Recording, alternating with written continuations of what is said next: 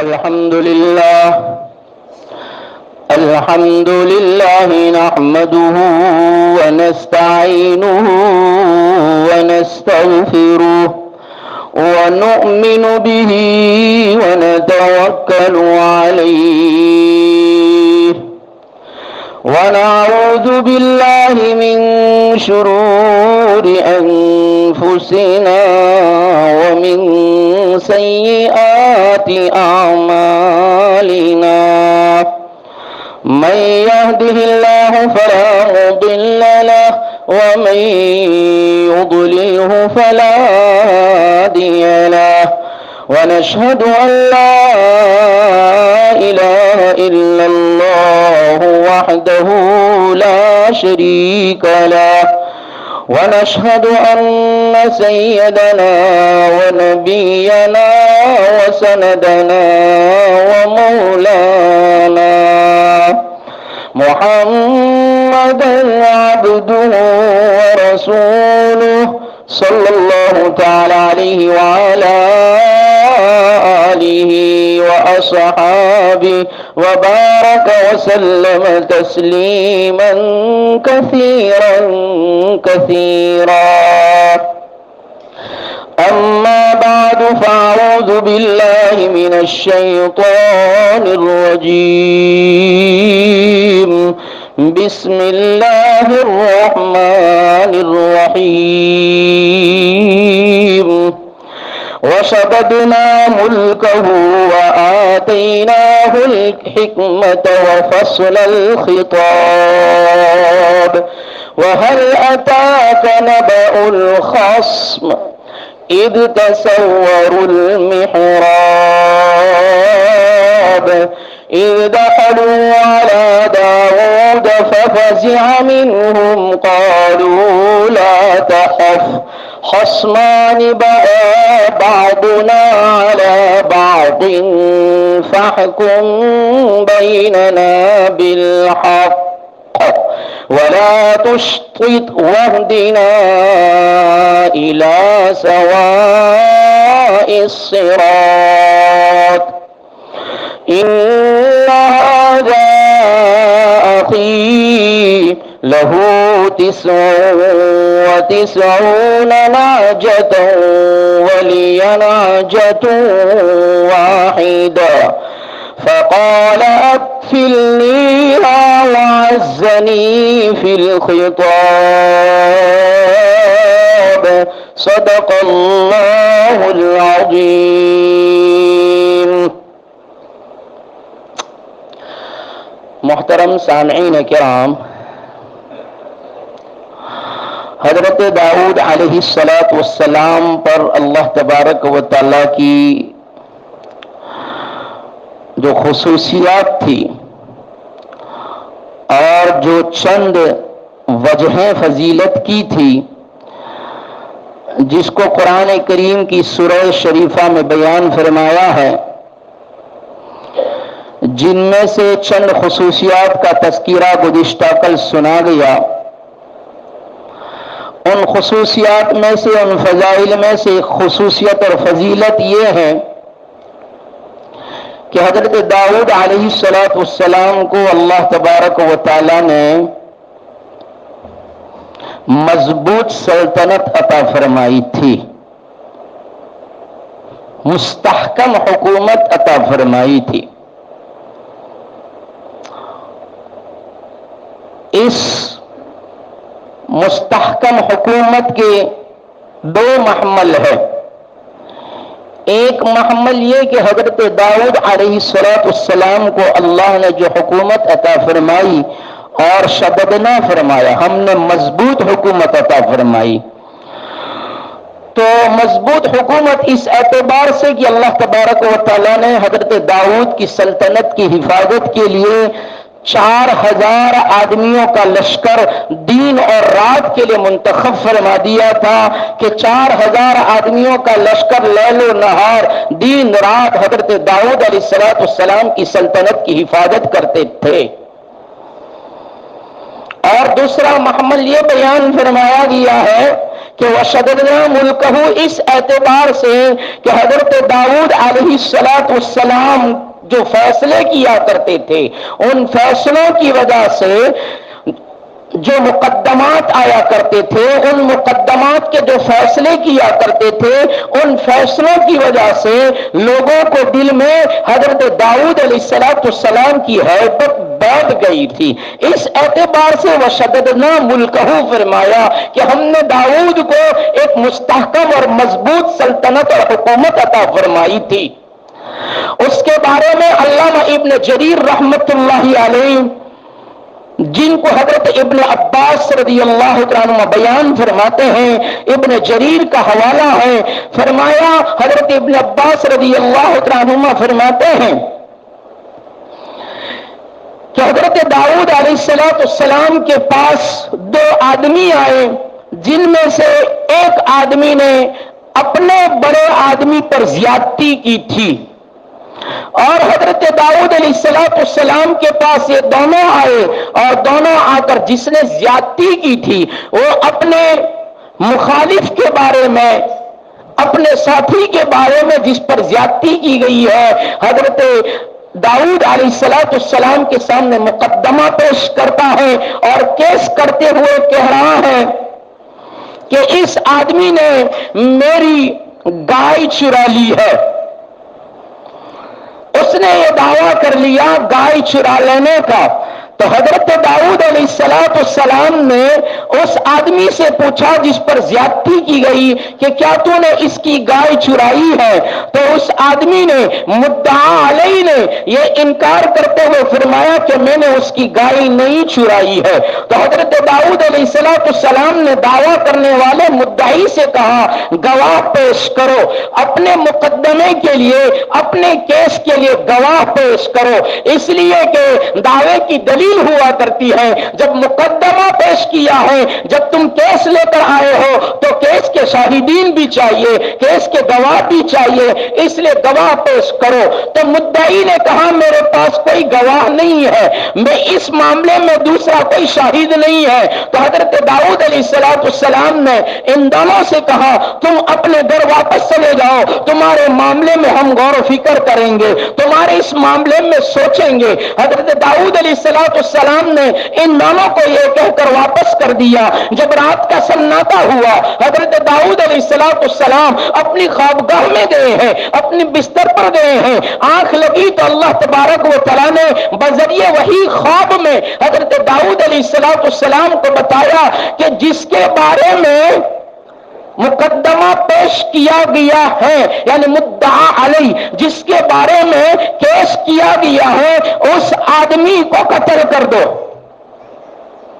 حضرت داؤد علیہ السلام جب سو کر اٹھے تو اس معاملے کو خواب پر انہوں نے ٹال دیا اور سمجھے کہ یہ تو خواب دیکھا ہے اور سپنا ہے، اس لیے ایسا تو نہیں ہو سکتا کہ جس کے بارے میں کیس کیا گیا ہے، جس نے گائے چرائی ہے، جو چور ہے اور جس کے بارے میں شکایت کی گئی ہے، اس کو بغیر کسی شاہد کے، بغیر کسی دلیل کے، بغیر کسی ثبوت کے کیسے قتل کر دیا جائے۔ اس لیے حضرت داؤد علیہ السلام نے اس کو خواب اور سپنا سمجھ کر ٹال دیا۔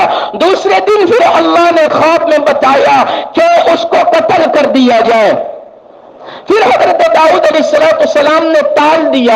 تو تیسرے دن حضرت عبداللہ ابن عباس رئیس المفسرین فرماتے ہیں کہ تیسری مرتبہ اللہ تبارک و تعالیٰ نے حضرت داؤد علیہ السلام کو خواب میں بتایا اس کو قتل کر دو جس کے بارے میں کیس اور مقدمہ کیا ہے، ورنہ ہم ان پر عتاب نازل کریں گے، ہم ان پر سزا نازل کریں گے۔ تو اب حضرت داؤد علیہ السلام سنبھلے کہ یہ خواب نہیں ہے، تین مرتبہ لگاتار اور مسلسل یہ خواب آ رہے ہیں، یہ اس بات کی دلیل ہے کہ اللہ کی طرف سے وحی ہے، اللہ کی طرف سے یہ رہبری کی جا رہی ہے۔ تو حضرت داؤد علیہ السلام نے تیسرے دن پھر اس کو بلایا اور اس کو بلا کر جس کے بارے میں مقدمہ دائر کیا گیا تھا، مدعی کو نہیں بلایا، مدعا علیہ کو بلایا، اور حضرت داؤد علیہ السلام نے فرمایا ہم تم پر قتل کا حکم نافذ کریں گے۔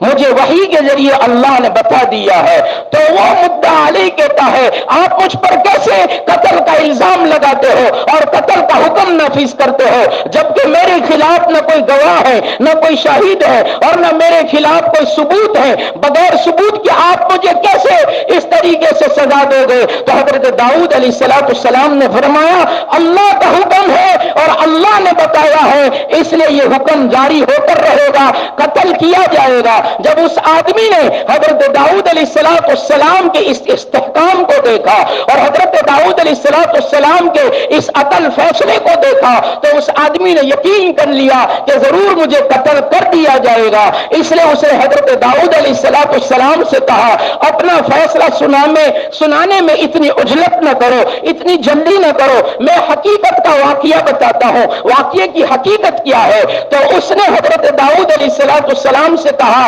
واقعے کی حقیقت یہ ہے کہ میں نے اس کی کوئی گائے نہیں چرائی ہے اور اس بارے میں مجھے گرفت نہیں کیا گیا ہے، مسئلہ اصل یہ ہے کہ میں نے اس کے باپ کو، مدعی کے باپ کو میں نے دھوکے سے قتل کر دیا ہے، اس لیے اس قصاص کے اندر مجھے قتل کرنے کا حکم دیا جا رہا ہے۔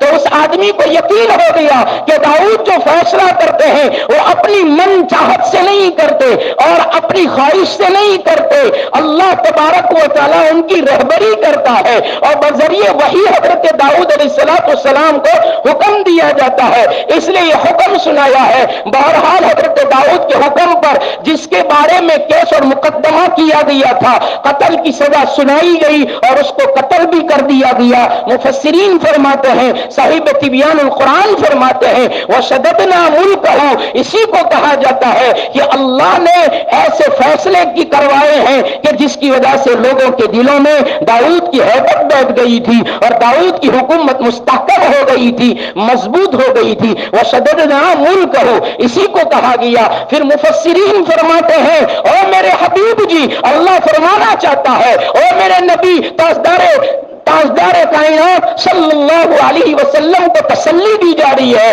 اور میرے حبیب داؤد کو تو ہم نے بذریعہ وحی اس کا انتظام کرایا اور اس کے لیے 4000 آدمیوں کا لشکر اس کی سلطنت کی حفاظت کے لیے مقرر کیے ہیں، لیکن تیری حفاظت تو میں خود کرتا ہوں، تیری حفاظت کے لیے نہ لشکر کی ضرورت ہے نہ کسی اور چیز کی ضرورت ہے، میں بذات خود تیری حفاظت کرتا ہوں۔ اور کیا فرمایا واللہ یعصمک من الناس، لوگوں کی تکلیف سے، لوگوں کی مصیبت سے حفاظت میں تیری کروں گا اور تیری حفاظت کی میں ذمہ داری لیتا ہوں۔ فرماتے ہیں مفسرین کہ اللہ تبارک و تعالیٰ نے اپنے پیغمبر کو تسلی دی اور مکہ والے جو انکار کرتے تھے دل کی بوجھ کو ہلکا کرنے کے لیے اللہ فرما رہے ہیں او میرے نبی جی ہم تیری حفاظت کے لیے خود حفاظتی بنتے ہیں، خود محافظ بنتے ہیں۔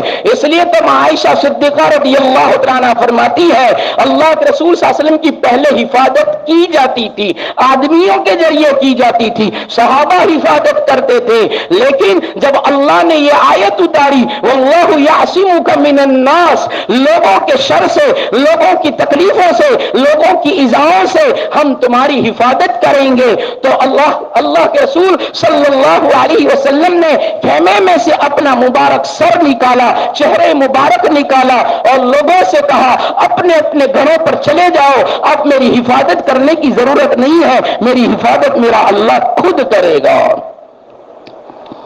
کہ اللہ نے وعدہ کر لیا ہے۔ حضرت ابو سعید خدری رضی اللہ عنہ مفسرین نے روایت اس آیت کے تحت میں ذکر فرمائی ہے وَشَدَدْنَا مُلْكَهُ، داؤد کے لیے 4000 لشکر کے ذریعے، آدمیوں کے ذریعے سلطنت کی حفاظت فرمائی، اور پیغمبر صلی اللہ علیہ وسلم آپ کی حفاظت کے لیے لشکر کی ضرورت نہیں ہے، صحابہ کو کہہ دیجئے نا اپنے اپنے گھروں پر چلے جائیں۔ ابو سعید خدری رضی اللہ عنہ فرماتے ہیں سنن ترمذی کی روایت ہے، فرمایا نبی کریم صلی اللہ علیہ وسلم کے عم محترم یعنی چچا محترم حضرت عباس رضی اللہ عنہ اللہ کے رسول کی حفاظت کیا کرتے تھے، اللہ کے رسول کے باڈی گارڈ بنا کرتے تھے، اللہ کے رسول کے رکشک بنا کرتے تھے۔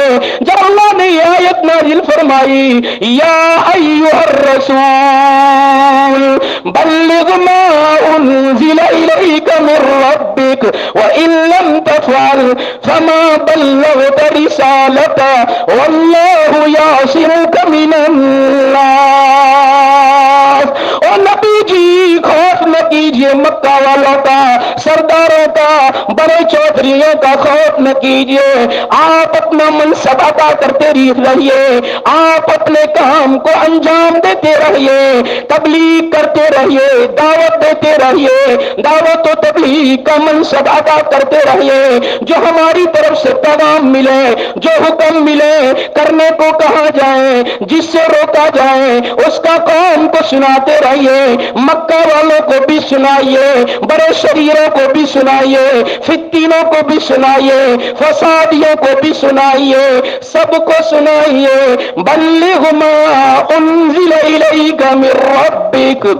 اور نبی جی اگر تم نے سرداروں کو نہ سنایا، چودھریوں کو نہ سنایا، اور اہل مکہ کو نہ سنایا، انسانیت کو نہ سنایا، تو فرمایا وَإِن لَّمْ تَفْعَلْ فَمَا بَلَّغْتَ رِسَالَتَهُ، رسالت کا حق ادا نہیں ہوگا، رسالت میں ٹال مٹول ہو جائے گی، کمی بیشیاں ہو جائے گی، ہم سب کچھ برداشت کر سکتے ہیں لیکن ہماری دعوت میں کمی بیشیاں برداشت نہیں کر سکتے۔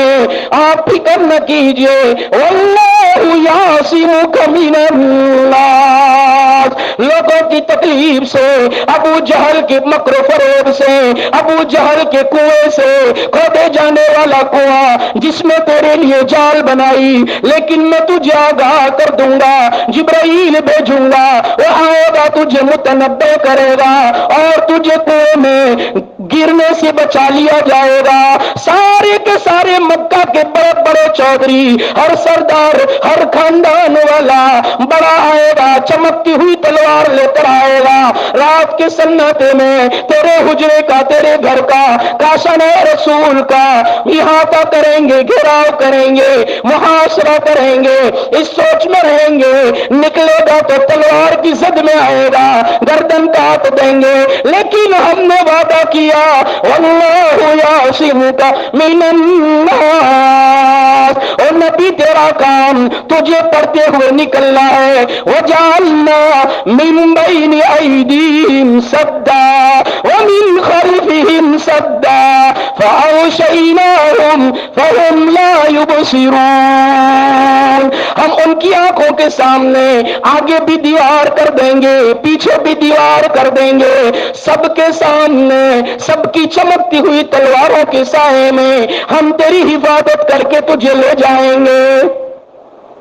پہاڑ پر آدمی بٹھائیں گے پتھر لڑکانے کے لیے، اور مکر کر کے، دھوکہ کر کے اہل مکہ، سرداران مکہ، چودھریان مکہ تجھے بلائیں گے اور تجھ سے بات کرنے کے بہانے سے بلائیں گے، تجھے بٹھائیں گے پہاڑ کے نیچے، پہاڑ پر سے پتھر لڑکایا جائے گا تاکہ تیرا سر پھوٹ جائے اور تو ختم ہو جائے، لیکن نبی ہم نے وعدہ کیا ہے، داؤد کے لیے ہم نے بڑے بڑے پہلوان رکھے، تیری حفاظت کے لیے میں خدا تیار ہوں، لڑکنے والے پتھر کے لڑکانے سے پہلے ہم تجھے آگاہ کر دیں گے، وہاں مت بیٹھ، بیٹھنے میں خطرہ ہے، تیری حفاظت ہم کر لیں گے۔ حضرت ابو سعید خدری فرماتے ہیں حضرت عباس جب نگرانی کرتے تھے، نبی نے فرمایا او امی محترم بہت ہو گیا، آپ نے ذمہ داری پوری کر دی، چچا ہونے کا حق ادا کر دیا، بھتیجے کی بہت نگرانی کی، نگہبانی کی، لیکن اب بس کر دیجئے نا، اللہ ہماری حفاظت کرے گا، اللہ نے وعدہ کر لیا ہے۔ چچا نے بھی نگرانی چھوڑ دی۔ اور ایک روایت بخاری شریف اور مسلم شریف شیخین کی روایت،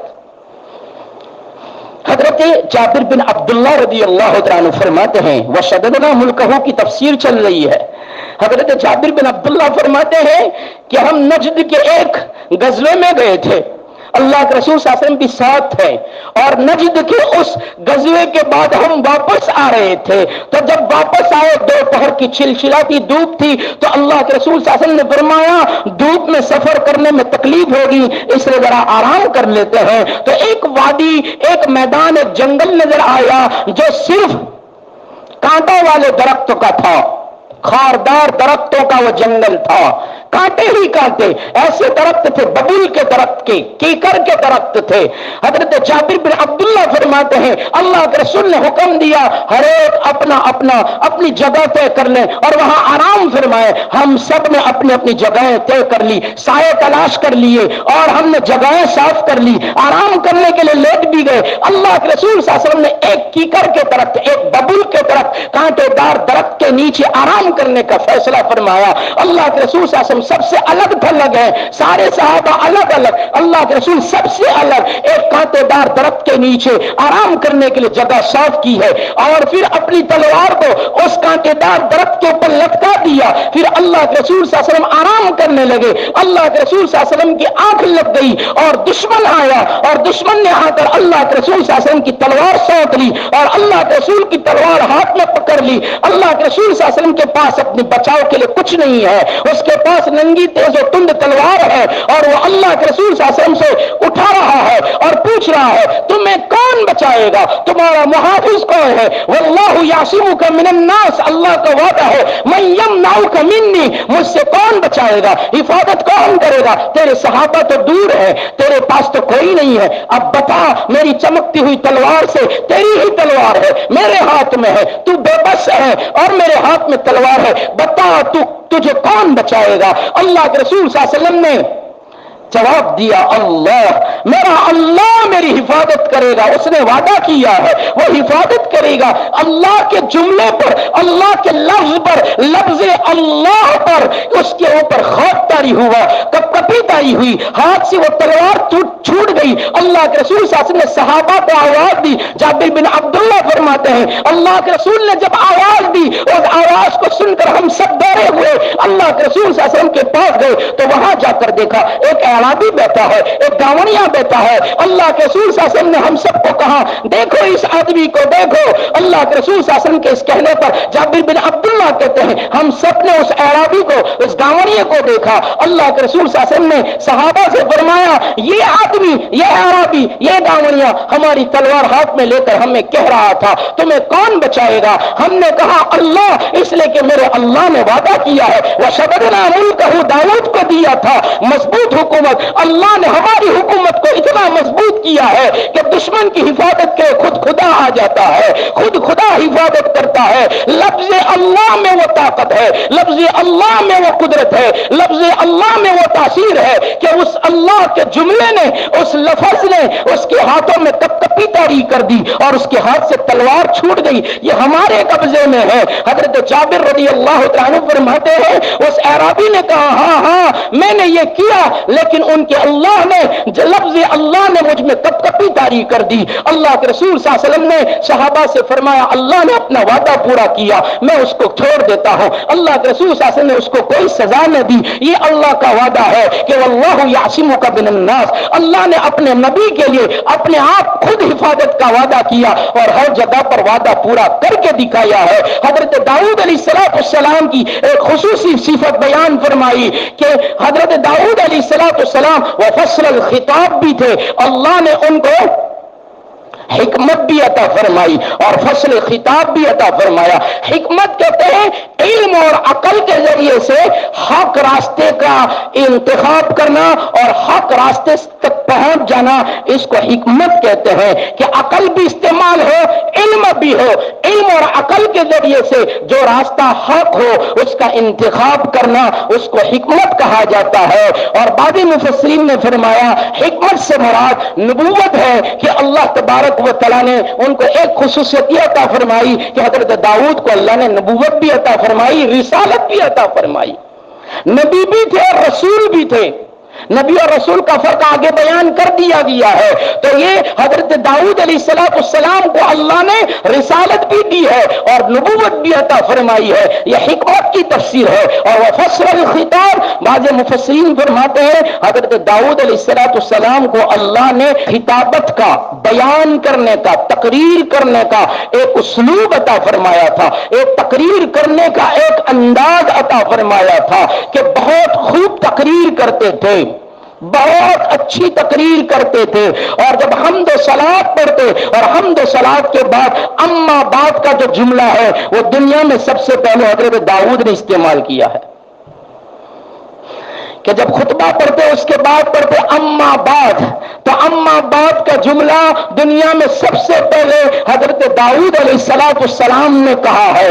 یہ خطابت کی، یہ تقریر کرنے کی اسلوبی ہے، اسلوب بیانی ہے، اور یہ طریقہ اور انداز ہے کہ حضرت داؤد علیہ السلام خطابت کرتے تھے تو بہت پیارے انداز میں خطابت کرتے تھے. ایک تو آواز بہترین تھی اور پھر خطابت کا انداز اتنا پیارا تھا، اس لیے وفصل الخطاب فرمایا کہ حضرت داؤد علیہ السلام کو اللہ نے فصل خطاب بھی عطا فرمایا تھا. اور بعض مفسرین فرماتے ہیں کہ حضرت داؤد علیہ السلام کو اللہ نے جو فیصلہ کرنے کی صلاحیت عطا فرمائی تھی کہ حق اور باطل کے درمیان جو فیصلہ کرتے تھے تو حق کو ممتاز کر دیتے تھے، حق اور باطل کے درمیان میں حق کو ممتاز کر کے بیان کرتے تھے، اس لیے ان کو وفصل الخطاب فرمایا گیا. اس کے بعد اللہ تبارک و تعالی حضرت داؤد علیہ السلام کی ایک عجیب داستان بیان فرماتے ہیں اور فرمایا وَهَلْ أَتَاكَ نَبَأُ الْخَصْمِ، او نبی جی، او محمد جی صلی اللہ علیہ وسلم، کیا آپ کے پاس ہمارے داؤد کا قصہ آیا؟ کیا تمہیں معلوم ہے داؤد کا قصہ؟ نہ نہیں معلوم ہے. داؤد تو بہت پہلے گزرے، داؤد کے ساتھ کیا واقعہ ہوا یا کیا قصہ ہوا؟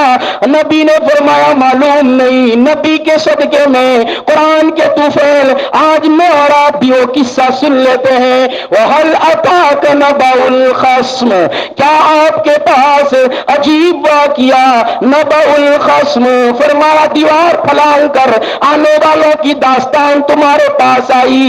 نہ نہیں آئی. تو اللہ فرماتے ہیں آج بذریعہ وہی اور نبی جی ہم تمہیں دیوار پھلانگ کر آنے والوں کی داستان، ان فریقوں کی، ان جگڑوں کی جگڑے کی داستان آج ہم تمہیں بذریعہ وہی سناتے ہیں کہ وہ کتنا عجیب ہوا کیا ہے اور کیسا ہوا کیا ہے. وَهَلْ أَتَاكَ نَبَأُ الْخَصْمِ إِذْ تَسَوَّرُوا الْمِحْرَابَ، اللہ نے اپنے نبی کو واقعہ سنانا شروع کر دیا، بذریعہ وہی سنانا شروع کیا. پہلی بات فرمائی دیوار پھلانگ کر آنے والے، دیوار پھلانگ کر آئے کون سی جگہ پر؟ اذ تصور المحراب، جبکہ وہ محراب میں آ گئے. مفسرین فرماتے ہیں مسجد والا محراب نہیں، جو مسجد میں گول بنایا جاتا ہے وہ محراب مراد نہیں ہے، اس سے مراد ایک کمرہ ہے جس میں حضرت داؤد علیہ السلام عبادت کیا کرتے تھے. تو حضرت داؤد علیہ السلام کی وہ عبادت گاہ والا کمرہ مراد ہے کہ اذ تصور المحراب، جب وہ محراب میں آ گئے، جبکہ حضرت داؤد علیہ السلام نے انتظام یہ فرمایا تھا کہ امور سلطنت کے لیے اور عبادت کے لیے وقت الگ الگ مقرر کیا تھا. جب عبادت کرتے تھے تو کسی کا کسی معاملے میں، کسی امور میں اور کسی بھی بات میں دخل نہیں ہوا کرتا تھا، اور جب امور سلطنت کے لیے بیٹھتے تھے تو پھر عبادت نہیں کرتے تھے، اس کے لیے وقت مقرر کر لیے تھے. یہ دو آدمی، یہ دو فریق، یہ دو جماعتیں ایسے وقت میں آئی جبکہ حضرت داؤد علیہ السلام اپنی عبادت میں مشغول تھے. اور حضرت داؤد علیہ السلام جب عبادت کے لیے اپنی عبادت گاہ میں جاتے تھے تو عبادت گاہ کے باہر نگہبان بٹھا دیتے تھے، اور ان نگہبانوں کو اور ان نگہداشت کرنے والوں کو، یہ چوکیداروں کو یہ ہدایت کی جاتی تھی کہ کوئی بھی آنے جب ہم عبادت میں مشغول ہو کسی کو اندر آنے کی اجازت نہیں ہے. کوئی بھی آ جائے، بڑا آئے یا چھوٹا آئے، مملکت کا آئے، دربار کا آئے، وزیر آئے، گھر والے آئے، کوئی بھی آئے، جب ہم عبادت میں مشغول ہو، یہ ہماری عبادت کا وقت ہے، اللہ سے تعلق کا وقت ہے، اس وقت میں ہماری عبادت گاہ میں کسی کو بھی آنے کی اجازت نہیں ہے۔ یہ ہدایت کر کے ان کو بٹھایا جاتا تھا۔ یہ جو فریق تھے اور جن کے درمیان معاملہ ہوا تھا، یہ دونوں معاملے اور مقدمہ کو لے کر جب حضرت داؤد علیہ السلام کے پاس آئے ہیں تو ایسے وقت میں آئے ہیں جب حضرت داؤد علیہ السلام عبادت میں تھے اور حضرت داؤد علیہ السلام کے نگہبان بھی تھے، لیکن وہ دیواریں پھلانگ کر آئے تھے، دروازے سے نہیں آئے تھے، دوسری جانب سے دیواریں پھلانگ کر کے عبادت گاہ میں آئے تھے۔ اس لیے فرمایا اذ تصور المحراب، وہ محراب کی جگہ، عبادت کرنے کی جگہ پر آئے۔ جیسے یہاں محراب فرمایا، محراب سے مراد کمرہ ہے، جیسے زکریا علیہ السلام کو جب حضرت یحییٰ علیہ السلام کی خوشخبری سنائی گئی کہ تمہارے گھر بیٹا ہوگا، اس کا نام یحییٰ ہوگا، تو حضرت زکریا علیہ السلام فخرج علی قومہ من المحراب، وہ اپنی قوم کی طرف اپنے محراب سے نکلے، یعنی اپنے معبد خانے سے، اپنے عبادت خانے سے نکلے ہیں۔ وہ محراب مراد نہیں ہے جو آج کل مسجدوں میں بنایا جاتا ہے، یہ آج کل کا رواج ہے، ورنہ نبی کریم صلی اللہ علیہ وسلم کے زمانے میں بھی ایسے محراب نہیں تھے۔ محراب اس کو نہیں کہا جاتا تھا جو آج کل مسجدوں میں بنایا جاتا ہے۔ محراب عبادت کرنے کی سامنے کی جگہ کو محراب کہا جاتا ہے۔ تو یہ وہ محراب مراد ہے جہاں حضرت داؤد علیہ السلام عبادت کرتے تھے۔ اس عبادت گاہ میں یہ لوگ آئے، اذ دخلوا علی داؤد ففزع منهم قالوا لا تخف، جب وہ اندر داخل ہوئے، اذ دخلوا، یہ دونوں فریق، یہ دونوں جگرانو جماعتیں جب اپنا مقدمہ لے کر داؤد کے پاس کمرے میں معبد خانے میں پہنچی، ففزع منهم، داؤد گھبرا گئے، ففزع منهم، داؤد علیہ السلام ایک دم ڈر گئے، ففزع منهم، ان سے حضرت داؤد ڈر گئے، خوف کھا گئے، قالوا لا تخف، آنے والے فریقوں نے، آنے والی جماعتوں نے کہا داؤد گھبرا نہ جائیے، قالوا لا تخف، ڈریے مت، ہم تو ایک معاملہ لے کر آئے ہیں، ہم تو ایک پیچیدہ مسئلہ لے کر آئے ہیں، ہم تو ایک مقدمہ لے کر آئے ہیں۔ داؤد علیہ السلام یہاں ففزع منهم فرمایا، اب سوال پیدا ہوتا ہے پیغمبروں کے بارے میں، انبیاء کے بارے میں تو قرآن نے کہا ہے لا تخشوا لا یخشون احدا الا اللہ، انبیاء، پیغمبر، رسول اللہ کے سوا کسی سے نہیں ڈرتے، تو ان جماعتوں کے آنے پر حضرت داؤد کیوں ڈر گئے؟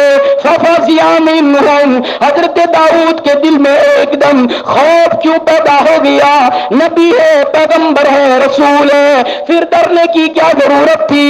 تو مفسرین اس کا جواب دیتے ہوئے فرماتے ہیں او لوگو ذرا سمجھو، یہاں ففزع منهم فرمایا ایک ہوتا ہے خوف، ایک ہوتا ہے خشیت۔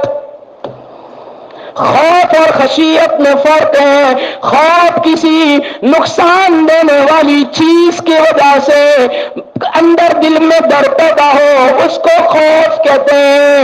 داؤد کے پاس یہ لوگ آئے اور لوگوں کا اچانک آنا یہ اس بات کی دلیل ہوا کرتی ہے کہ تکلیف پہنچانے آئے ہیں، اس لیے حضرت داؤد کے دل میں خوف پیدا ہوا کہ یہ لوگ اچانک آئے اور یہ تکلیف دینے والی چیز ہوا کرتی ہے، اس لیے حضرت داؤد علیہ السلام کے دل میں خوف پیدا ہوا۔ خشیت کہتے ہیں کسی بڑے کے اکرام اور عظمت میں اور جلالت شان اور رعب کی وجہ سے جو ڈر پیدا ہو اس کو خشیت کہتے ہیں۔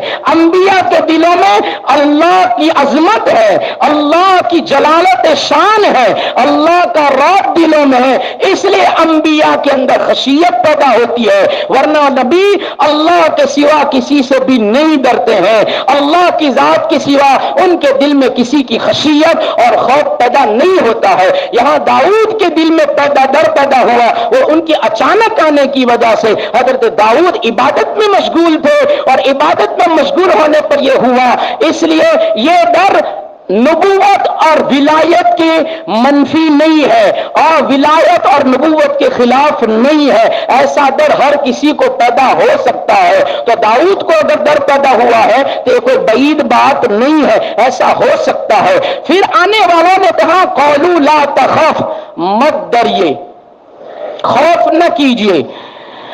حالانکہ ان لوگوں نے آنے کے بعد فی الفور ان کے بات کرنے کا طریقہ, ان کے بات کرنے کا انداز گستاخانہ تھا, اور ان گستاخانہ عمل کی وجہ سے اور گستاخانہ لب کشائی کی وجہ سے ان کو سزا ہونی چاہیے تھی. لیکن حضرت داؤد علیہ السلام ان کی بات کو سن رہے ہیں. اب ان واقعے میں مفسرین فرماتے ہیں کہ اللہ تبارک و تعالیٰ نے حضرت داؤد علیہ السلام کے ساتھ ان دو فریقوں کا جو واقعہ کیا ہے اس میں حضرت داؤد علیہ السلام کا امتحان ہے. حضرت داؤد علیہ السلام سے ایک لغزش ہوتی ہے اور حضرت داؤد علیہ السلام اس لغزش کے اوپر توبہ کرتے ہیں, استغفار کرتے ہیں, اور اللہ حضرت داؤد کو معاف بھی فرما دیتے ہیں. تو اب مفسرین فرماتے ہیں وہ کون سا واقعہ ہے, وہ کون سا امتحان ہے, وہ کون سی آزمائش ہے اللہ کی طرف سے جس میں حضرت داؤد کو ڈالا گیا, اور وہ حضرت داؤد علیہ السلام کی کون سی لغزش ہے جس کی وجہ سے ان کو استغفار کرنا پڑا, معافی مانگنی پڑی اور اللہ نے ان کو معاف کیا. تو اس کے بارے میں بعض مفسرین فرماتے ہیں اللہ نے اس کا یہاں کوئی تذکرہ نہیں کیا, اللہ نے اس کو مبہم رکھا, اس لیے ہم بھی اس کو مبہم رکھیں گے. لیکن بعض مفسرین نے امت کو سمجھانا ہے, امت کو قرآن بتانا ہے, قرآن کا واقعہ بتانا ہے, اس لیے اس کی تفسیر کی ہے جس میں سے حکیم الامت حضرت مولانا اشرف علی تھانوی رحمت اللہ علیہ اپنی تفسیر بیان القرآن میں اس کی تفسیر کرتے ہوئے فرما رہے ہیں کہ حضرت داؤد علیہ السلام کی وہ کیا آزمائش ہے اور وہ کون سی لغزش ہے, اس کو بیان فرماتے ہوئے حضرت حکیم الامت حضرت مولانا اشرف علی تھانوی رحمت اللہ علیہ فرماتے ہیں کہ جب وہ لوگ آئے داؤد علیہ السلام کے پاس اور داؤد علیہ السلام سے ان لوگوں نے بات کی, اور بات کرنے میں انہوں نے جو طریقہ اختیار کیا وہ طریقہ جو تھا وہ گستاخانہ طریقہ تھا, اور گستاخانہ طریقے پر بات کرنے والے کی بات کا جواب نہیں دیا جاتا بلکہ اس کو سزا دی جاتی ہے. حضرت داؤد علیہ السلام کے سامنے جب یہ گستاخانہ الفاظ کہہ رہے ہیں تو یہاں امتحان ہے حضرت داؤد علیہ السلام کا, آزمائش ہے اللہ کی طرف سے کہ کیا داؤد ان کی بات کو سن کر ان کو سزا دیتے ہیں یا ان کی بات کو دھیان سے سن کر ایک پیغمبر ہونے کے ناطے پیغمبر کا جو تحمل ہونا چاہیے, پیغمبر میں جو علم ہونا چاہیے, پیغمبر میں جو برداشت کرنے کی سختی ہونی چاہیے, کیا داؤد اس سختی کا اور اس پیغمبرانہ تحمل کا ثبوت دیتے ہوئے ان کی بات کو دھیان سے سنتے ہیں اور صبر کرتے ہیں؟ یہ امتحان مقصود تھا. اس لیے ان کے گستاخانہ الفاظوں کو بھی حضرت داؤد علیہ السلام نے سن لیا. پھر حضرت فرماتے ہیں بیان القرآن میں کہ حضرت داؤد علیہ السلام اس امتحان میں کامیاب تو ہو گئے, اتر گئے, لیکن ایک نازک بھول ہو گئی. حضرت داؤد کی ایک نازک بھول ہو گئی, اور بڑوں کی نازک بھول بھی بڑی سمجھی جاتی ہے. تو حضرت داؤد سے نازک بھول کیا ہوئی؟ تو ان کا معاملہ سننے کے بعد جب دونوں فریق آئے, ایک نے دعویٰ کیا کہ میں اس کے پاس 99 ڈمبیاں ہیں, گیٹیاں ہیں, اور میرے پاس ایک دمبی ہے, یہ میری دمبی بھی لے لینا چاہتا ہے اور اپنی پوری 100 کر لینا چاہتا ہے, یہ مجھ پر ظلم کر رہا ہے. اور حضرت داؤد نے اس وقت ظالم سے خطاب کرنے کے بجائے مظلوم سے خطاب کیا. یہ حضرت داؤد کی بھول تھی کہ اس وقت میں ظالم کو سمجھانا چاہیے تھا, ظالم کو سمجھانے کے بجائے داؤد علیہ السلام نے مظلوم کو سمجھایا. مظلوم تو بیچارہ مظلوم ہے, اس کو سمجھانے کی ضرورت نہیں تھی, ظالم کو سمجھانا چاہیے, تو ظلم کر رہا ہے. تو حضرت داؤد سے لغزش ہو گئی کہ ظالم کو سمجھانے کے بجائے مظلوم کو سمجھایا. اس بھول پر اور اس نازک سی خطا پر اللہ تبارک و تعالیٰ نے ان کو استغفار کرنے پر مجبور کیا, اور حضرت داؤد کو بھی احساس ہوا, متنبہ ہوئے کہ مجھ سے بھول ہو گئی ہے کہ مجھے ظالم کو سمجھانا چاہیے تھا, میں نے مظلوم کو سمجھایا. اس لیے حضرت داؤد علیہ السلام نے استغفار کیا اور توبہ کی, اور توبہ तौबा करते हुए सजदे में गिर गए। अल्लाह तबारक व तआला ने हजरत दाऊद की तौबा को कबूल फरमाया। ये हजरत हकीमुल उम्मत मौलाना अशरफ अली थानवी रहमतुल्लाह अलैह की तफसीर है। बाद मुफस्सिरीन जिसमें अल्लामा आलूसी रहमतुल्लाह अलैह है, जो रूहुल मानी में बयान फरमाते हैं। रूहुल मानी में फरमाया गया कि बाज़ मुफस्सिरीन फरमाते हैं कि हजरत दाऊद अलैहिस्सलाम ने जो इम्तिहान अल्लाह ने लिया है उस एतबार से इनका इम्तिहान लिया गया है कि हजरत दाऊद अलैहिस्सलाम को अल्लाह ने जो इबादत गाह दी थी और उनका नज़म भी बहुत बेहतर चल रहा था कि हजरत दाऊद अलैहिस्सलाम हर वक्त उसमें इबादत में खुद मशगूल रहते, उनके घर वाले मशगूल रहते। कोई ऐसा नहीं था जो इबादत में मशगूल ना होता हो, हर एक इबादत में मशगूल हुआ करता था। 24 घंटों में, रात दिन में कभी भी ऐसा नहीं हुआ था कि हजरत दाऊद अलैहिस्सलाम की मस्जिद इबादत गुजार से खाली हो। 24 घंटों में, रात दिन में, हर वक्त कोई ना कोई इबादत में, जिक्र में, तस्बीहात में मशगूल हुआ करता था। उस पर हजरत दाऊद अलैहिस्सलाम को जरा दिल में उज्ब सा पैदा हुआ। हजरत दाऊद अलैहिस्सलाम को यह पैदा हुआ कि देखो मेरी इबादत गाह में तो हर कोई इबादत में हर वक्त मशगूल रहता है। मुफस्सिरीन फरमाते हैं अल्लाह से दाऊद ने कहा, या अल्लाह देखो मैंने कैसा इबादत गाह बनाई है, कैसा माबद खाना बनाया है जिसमें हर वक्त, हर आन, हर घड़ी लोग इबादत में मशगूल रहता है, कोई ना कोई इबादत में मशगूल रहता है। अल्लाह को हजरत दाऊद का यह जुमला पसंद ना आया कि दाऊद तूने मेरी तौफीक पर नजर न डाली, तुझे यह कहना चाहिए था कि अल्लाह तेरी तौफीक है कि तेरी तौफीक से हर वक्त इबादत गुजार लोग इबादत करते हैं। तूने अपनी इबादत का, अपनी इबादत पर भरोसा किया, तूने मेरी तौफीक को न देखा कि अल्लाह की तौफीक शामिल हाल हुई। उसने हिदायत दी तो मैंने नमाज पढ़ी, उसने हिदायत दी तो मैंने रोजा रखा, उसकी तौफीक और हिदायत को तूने याद न किया, इसलिए अल्लाह ने इस आजमाइश में उनको मुब्तला कर दिया कि नमाज में थे और ये लोग आ गए और नमाज छोड़कर उनकी बात सुनने में लगे, इस मामले को निपटाने में लगे जिसमें इबादत में हरज आया। ये अल्लाह ने हजरत दाऊद अलैहिस्सलाम का इम्तिहान लिया कि ये जुमला हमें अच्छा नहीं लगता है, इसलिए कि बड़ों की छोटी सी भूल भी अल्लाह बहुत बड़ी सजा उसकी दिया करते हैं। अब्दुल्ला अंदलुसी रहमतुल्लाहि अलैह मुफस्सिरीन फरमाते हैं, बहुत बड़े अल्लाह वाले, फरमाया जिनकी खानकाह में सैकड़ों की लोग, लाखों नहीं सैकड़ों की तादाद में लोग खानकाह में आया करते थे, जिनके शागिर्द अजीम में हजरत शिबली रहमतुल्लाह अलैह जैसा शागिर्द था, ऐसा पीर और मुर्शिद था। कौन? अब्दुल्ला अंदलुसी रहमतुल्लाह अलैह। फरमाया अब्दुल्ला अंदलुसी सफर कर रहे हैं, ईसाइयों की बस्ती पर से गुजरे और ईसाइयों की बस्ती पर लटकने वाली सलीबों को देखा। ईसाई लोग वो सलीब लटकाते हैं ना, तो सलीबों को लटका हुआ देखा, उनके पेट को लटकता हुआ देखा।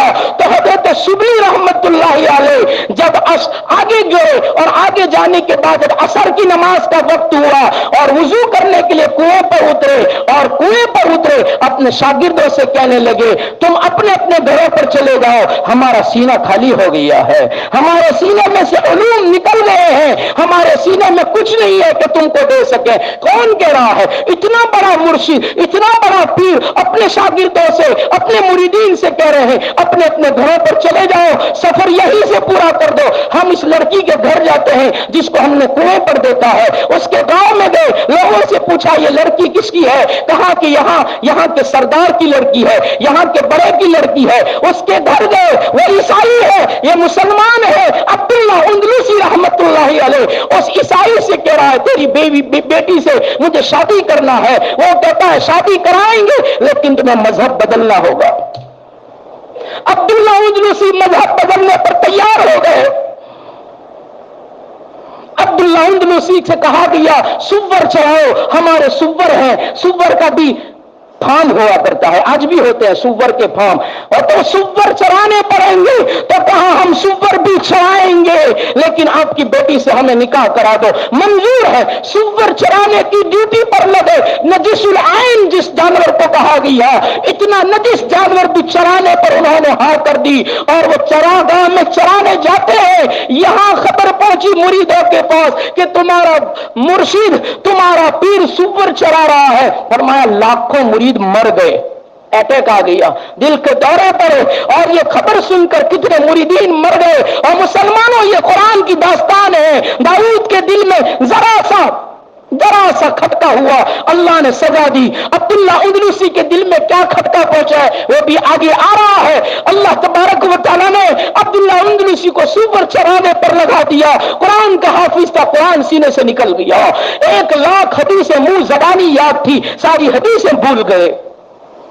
मुरीदीन को खबर हुई, कितने मर गए और कितने रोने में लग गए। शिबली जैसा मुरीद जब इस बात को सुना तो अब फैसला किया कि पीर के पास जाना पड़ेगा, देखना पड़ेगा। हजरत शिबली निकले, उस बस्ती में पहुंचे और बस्ती में जाकर अब्दुल्ला उंदलूसी का पता पूछा तो कहा वो तो सुपर चराने पूरा मैदान में गए हैं। हजरत शिबली फरमाते हैं जब उस मैदान में मैं गया, वही आसा था जिस आसा को लेकर जुमा का खुतबा दिया करते थे, वही कपड़े थे जिन कपड़ों को पहनकर जुमा पढ़ाया करते थे, वही इमामा था, वही फाटी और पगड़ी थी जिसको पहनकर मुरीदीन की खानकाहें चलाया करते थे, और जिनकी खानकाहों से मस्जिदें आबाद थी, जिनकी खाहों से खानकाहों से इंसानियत आबाद थी, वो अब्दुल्ला उंदलूसी टेक लगाकर उसी असे पर खड़े हैं और एक चरवाहे की तरह अपना आशा अपनी दाढ़ी पर लगाया है और उसका टेक लगाकर खड़े हैं और सुवर चर रहे हैं। शिबली फरमाते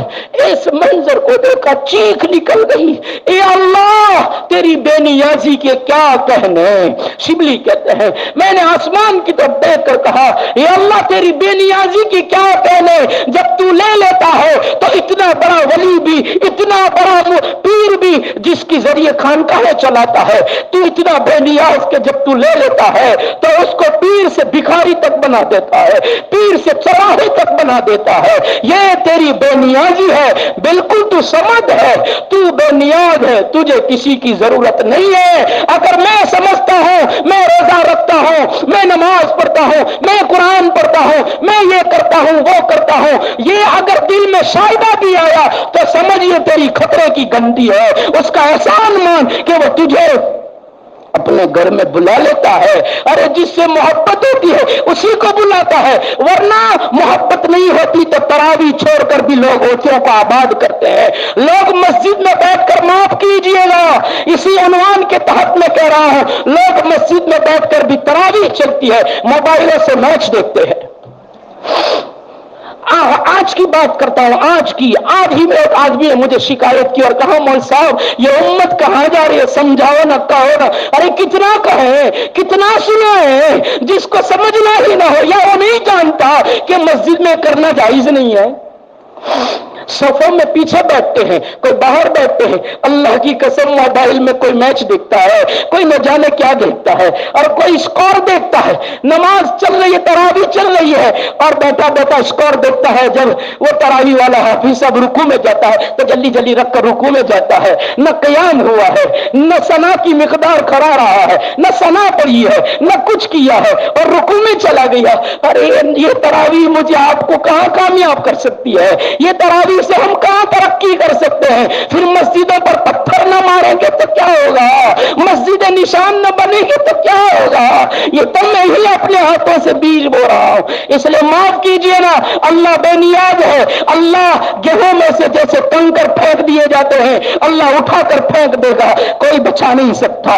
अब्दुल्ला उंदलूसी की हालत देखकर शिबली कहने लगे ये अल्लाह तेरे बेनियाजी। उस्ताद के पास जाकर कह रहे हैं उस्ताद जी ये क्या हाल बना रखा है, सुअर चराते हो, नजसुरान मखलूक को चराते हो। ये आसा जिसको मस्जिद में लेकर खुतबा देते थे उसके जरिए से सुअर हाँकते हो, ये क्या हो गया है। शिबली की इस आवाज पर उंदलूसी की आंसू की बरसात शुरू हो गई और उंदलूसी के दिल में झटका लगा और सद्दे में जाकर तेरे या अल्लाह تو بڑا بے نیاز ہے، مجھے معاف کر دے، مجھے معاف کر دے۔ رو رو کر عبداللہ اندلسی بھی مانگ رہے ہیں، شبلی بھی کہہ رہے ہیں یا اللہ میرے پیر کو واپس لا دے، میرے پیر کی لغزش کو معاف کر دے۔ جب اللہ نے معاف کیا، جب عبداللہ اندلسی سے شبلی پوچھ رہے ہیں اور اس پیر صاحب قرآن یاد ہے، کہا کہ مت پوچھ، اسی عصر کے وضو کے وقت سے قرآن سینے سے چلا گیا، قرآن نکل گیا۔ حدیثیں 1,00,000 زبانی یاد تھی، کہاں حدیثیں بھی بھول گیا۔ ایک ہی حدیث یاد ہے کہ جو اپنا دھرم بدلے اس کو قتل کر دو، یہی حدیث یاد ہے جو مجھ پر پھیت ہوتی ہے کہ میں نے دھرم بدل دیا، مجھے قتل کر دیا جائے۔ لیکن شبلی فرماتے ہیں، اللہ سے دعا کرتے ہیں اللہ ہدایت دے گا، اللہ واپس لا دے گا۔ اللہ نے امتحان لیا ہے، جب روئے ہیں اور دھارے مار مار کر روئے، توبہ کی، استغفار کیا، اللہ نے قرآن بھی واپس دے دیا، 1,00,000 بھولی ہوئی حدیثیں بھی واپس دے دی۔ اور پھر شبلی پوچھ رہے ہیں استاد پیر صاحب ایسا منظر کیوں ہوا، اللہ نے اتنی بڑی آزمائش میں کیوں ڈال دیا؟ تو پھر عبداللہ اندلسی کہنے لگے بات یہ ہے کہ جب ان عیسائیوں کی بستی سے گزر رہا تھا، صلیبیں لٹکی ہوئی دیکھ کر میرے دل نے کہا، میری زبان نے کہا کیسی بے وقوف لوگ ہیں، کیسے بے وقوف لوگ ہیں کہ اللہ کو چھوڑ کر یہ صلیبوں کی عبادت کرتے ہیں، اس سے اچھا تو میں ہوں کہ میں اللہ کی عبادت کرتا ہوں۔ اللہ کو یہ جملہ پسند نہیں آیا، شبلی تجھے یہ نہیں کہنا چاہیا تھا، اللہ نے الہام کیا، شبلی ہم نے امتحان اس لیے لیا کہ تجھے یہ نہیں کہنا چاہیے تھا کہ بے وقوف لوگ ہیں، بلکہ تجھے یہ کہنا چاہیے تھا اللہ کا فضل ہے کہ اللہ نے مجھے ہدایت پر رکھا، اللہ ان کے اوپر بھی توفیق فرما دے، اور اللہ کی توفیق کو شامل حال کرتا تو یہ اس امتحان اور آزمائش نہ آتی۔ تو چھوٹوں بڑوں کی چھوٹی سی بھول بھی بڑی بن جایا کرتی ہے۔ حضرت داؤد علیہ السلام کے دل میں جب یہ کھٹکا پہنچا تو اس پر اللہ تبارک و تعالیٰ نے ان کا امتحان لیا، آزمائش آئی اس کے اوپر، حضرت داؤد علیہ السلام نے استغفار کیا، سجدہ کیا، وہ سجدے والی آیت بھی آگے آئے گی، ہم سب کو سجدہ بھی کرنا ہوگا، اور وہ سجدہ کیسا ہے وہ بھی ساری باتیں آئے گی۔ اللہ تبارک و تعالیٰ کہنے سننے سے زیادہ عمل کی توفیق عطا فرمائے۔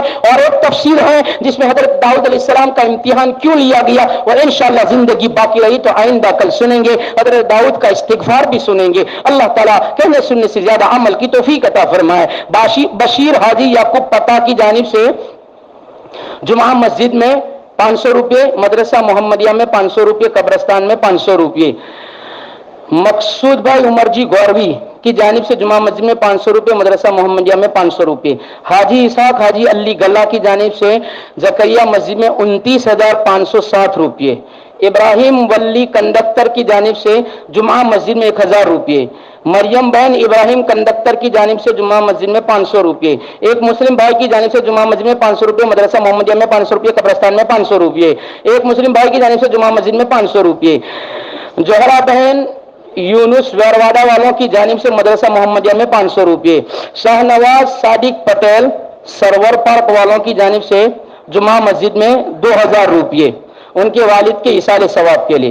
حمیدہ بہن حاجی صدیق چوٹلی والوں کی جانب سے جمعہ مسجد میں 3,000 روپے۔ اللہ تبارک و تعالیٰ ان تمام کے عطیات کو قبول فرمائے، دارین میں بہترین بدلہ عطا فرمائے، مرحومین کی مغفرت فرما کر جنت الفردوس میں جگہ نصیب فرمائے۔ بسم اللہ الرحمن الرحیم، سبحان اللہ وبحمدہ سبحان اللہ العظیم، اللہم صلی علی سیدنا محمد وعلی آل سیدنا محمد وبارک وسلم۔ یا ارحم الراحمین ارحمنا ویا اکرم الاکرمین اکرمنا یا ذا الجلال والاکرام۔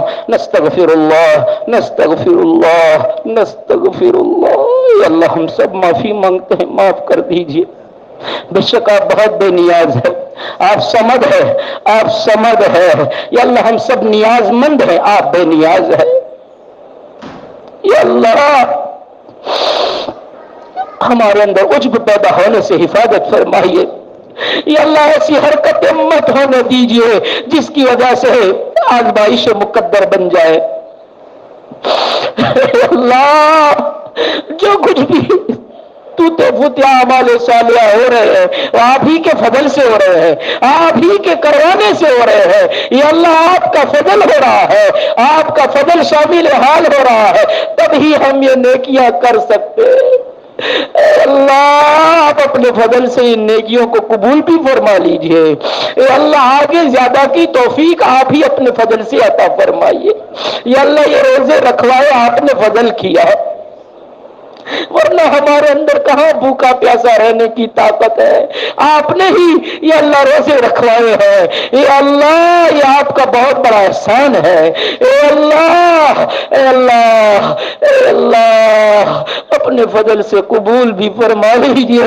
یہ اللہ تراویح آپ نے ہی پڑھوائی ہے، یہ اللہ قبول فرما لیجیے. دیکھتے دکھاتے آج 22واں پارہ بھی پورا ہو جائے گا. یہ اللہ ہفتے کے بعد قرآن پورا ہو جائے گا. یہ اللہ مغفرت کے عشرے کا آج 7واں دن ہو گیا مولا. 3 دن کے بعد یہ عشرہ بھی پورا ہو جائے گا. یہ اللہ زندگیاں پوری ہو رہی ہے، قبر کے قریب ہو رہے ہیں، دنیا سے دور ہو رہے ہیں، لیکن پھر بھی مولا وہی ڈگر ہے جیسے مرنا ہی نہیں ہے.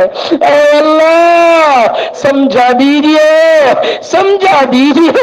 یہ اللہ ہمیں موت کا استعزار دے دیجئے. یہ اللہ موت ماں بعد الموت کی تیاریوں کی توفیق دے دیجئے. یہ اللہ اٹھنے والے جنازے بتا رہے ہیں. یہ اللہ گزشتہ کل میری بستی میں یہ اللہ مکتب مدرسے میں پڑھانے والے ایک استاد محترم مولانا عبداللہ صاحب، کون جانتا تھا صحیح سالم کوئی بیماری نہیں، ظہر کی نماز کے بعد گھر پر آ کر روزانہ کی طرح سو گئے. عصر کی اذان سے پہلے جب بیٹا اٹھانے گیا تو ہمیشہ کی نیند سوئے ہوئے تھے.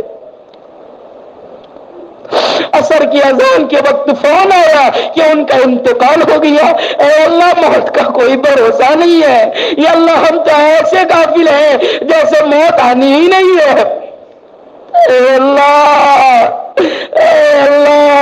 جب وقت آ جائے تو کلمے کے ساتھ بلانا مولا. یہ اللہ کلمے ایمان کے ساتھ بلانا مولا. اے اللہ خاتمہ بالخیر فرمانا، حسن خاتمہ عطا فرمانا، سوء خاتمے سے پوری حفاظت فرما دیجئے مولا. اے اللہ امت کا بھلا کر دیجئے.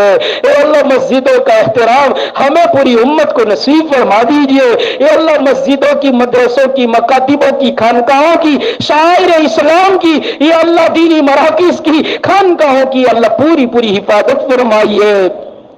یا اللہ راضی ہو جائیے. کہ بند میں جو لوگ محبوس ہیں ان کے لیے رہائی کی اللہ اسباب پیدا فرمائیے. اور مولا کریم مقدمات میں جو لوگ پھنسے ہوئے ہیں ان کے لیے بھی عافیتوں کے ساتھ، آسانی کے ساتھ یا اللہ چھٹکارے کے اسباب پیدا فرما دیجئے. مانگا وہ بھی دے دیجئے، مانگنے سے لگے اپنی شان عطا فرمائیے. مسجدوں میں، مدرسوں میں، قبرستان میں دینے والوں کی عطیوں کو قبول فرمائیے. ان کے مرحومین کی روحوں تک اس کا ثواب پہنچا دیجئے. جنت الفردوس میں جگہ دے دیجئے. بیماروں کو شفا دے دیجئے. دعاؤں کو اپنے فضل سے نبی کریم صلی اللہ علیہ وسلم کے صدقے طفیل میں قبول فرمائیے. وصلی اللہ علی النبی الکریم برحمتک یا ارحم الراحمین.